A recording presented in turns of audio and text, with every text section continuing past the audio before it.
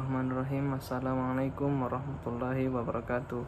Perkenalkan, nama saya Awal Aditya Nugraha dari kelas C2 Ilmu Usaha Tani dengan NIM atau stambuk 082202100050. Sini saya akan menjelaskan 9 tipe struktur sistem pertanian dan satu contohnya. Yang pertama yaitu penggembalaan berpindah. Penggendalaan melibatkan pemindahan ternak dari satu tempat ke tempat lain dalam pencarian pakan dan air yang cukup.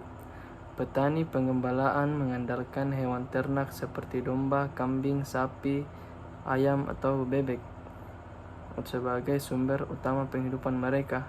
Contoh kasusnya yaitu bebek biasa dilepas ke sawah, biasa digiring mencari makan ke sawah.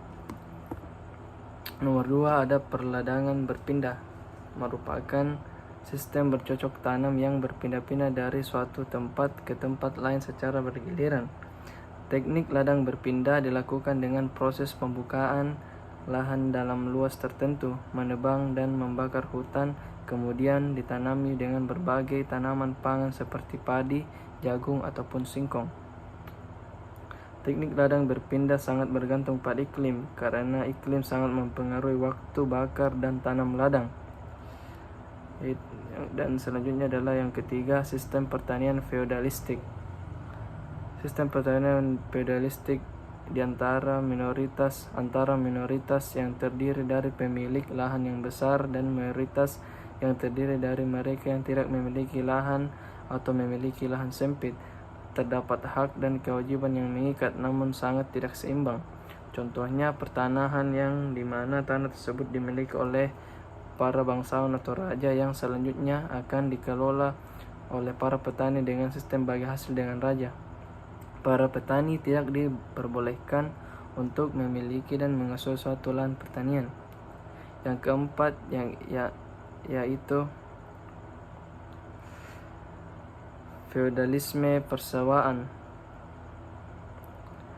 adalah konsentrasi pemilikan lahan dan air di tangan beberapa tuan tanah yang sebenarnya minatnya pada lahan kurang, berkaitan dengan persewaan lahan yang tidak adil. 5 ada yaitu latifundia. Latifundia adalah sebidang tanah subur yang milik satu pemilik dan yang mengalami eksploitasi pertanian. Hal ini terkait dengan sistem hubungan dominasi ketergantungan yang terjalin antara pemilik dan pekerjanya yang tertindas sejak zaman dahulu. Distribusi tanah ini menghambat perkembangan bangsa. Contohnya yang biasa itu kebun kopi. Selanjutnya 6. Pertanian keluarga. Pertanian keluarga adalah kegiatan pertanian berbasis sumber daya lokal yang dikelola secara bersama-sama oleh kelompok tani atau gabungan kelompok tani atau kelompok usaha bersama yang melibatkan keluarga para petani. Contohnya yaitu satu keluarga mengelola suatu lahan bersama-sama untuk mendapatkan hasil yang ingin dimakan. 7 yaitu pertanian kapitalistik. Kapitalisme pangan adalah suatu sistem di mana pangan dan produk pertanian diperoleh melalui mekanisme pasar dan dioperasikan untuk memperoleh keuntungan atau profit. Meski muncul dalam berbagai bentuk, kapitalisme pangan bukan hal baru dan sudah ada sejak zaman penjajahan Belanda. Secara umum, ekonomi Indonesia dalam pusaran kekuatan ekonomi kapitalis, di mana karakter dari kapitalis selalu dan tidak akan pernah memihak kepada kelompok kecil atau lemah, petani atau masyarakat maksudnya. 8. Pertanian sosialistik. Berdasarkan ideologi sosialistik, pemikiran pribadi atas lahan mengarah pada pemerataan.